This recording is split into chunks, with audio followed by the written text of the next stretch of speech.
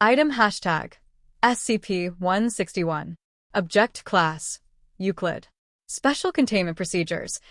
All 3 instances of SCP-161 are to be kept in separate containers in Containment Locker 34 Zeta. Each container is to be triple-locked, with all 9 keys to go to separate members of the senior staff. Once every 3 months, each individual instance of SCP-161 is to be removed from containment. Current scheduling allows for only 1 instance to be removed in any given month. When removing SCP-161, the remover is required to not be a member of senior staff. However, they are to be accompanied by the 3 members of senior staff with the keys at all times that SCP-161 is out of containment. The remover is to be dressed in a full environmental suit with extra reinforcement around the wrist joints to avoid contact. The senior staff accompanying the remover are to be dressed similarly. Before removal, a cell is to be set up for activation of SCP-161. 2 D-Class will need to be requisitioned. 1 D-Class is to be strapped into a chair, immobilized, their left arm at a right angle to their body. It is imperative that their wrist be locked in so that they cannot turn their hand or move the angle of SCP-161. The 2nd D-Class is to be strapped to the wall directly in front of the 1st D-Class's hand. When removed, SCP-161 is to be immediately moved to the prepared room. SCP-161 is to be placed into the locked hand of the immobilized D-Class. Once the D-Class has activated SCP-161 once, it is to be removed from them and returned to containment. Both Class D are then to be returned to general populace, but are never to be assigned together. Description: there are currently 3 copies of SCP-161 in Foundation control. SCP-161 appears to be a brightly colored, plastic, child's pinwheel with the factory stamp on the back.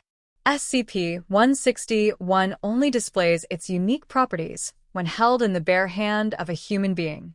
Approximately 3 to 7 seconds after grasping SCP-161, the holder will find himself made aware of how to activate the device.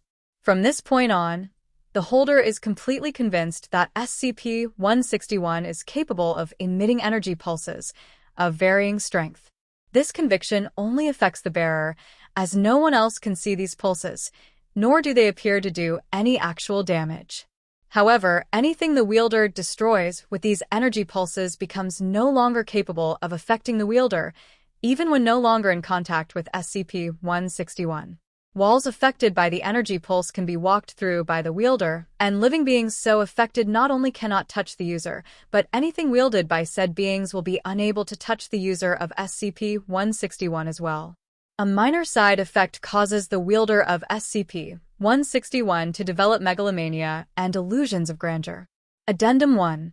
Original procedures altered when a security guard with no prior knowledge of SCP-161 broke into the containment locker and began using it freely.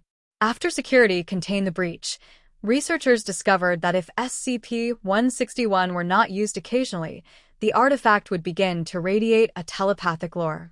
The lure would affect those with low self-esteem and willpower and call them to SCP-161. At that point, they would take the artifact in hand and begin to use it as described. Addendum 2.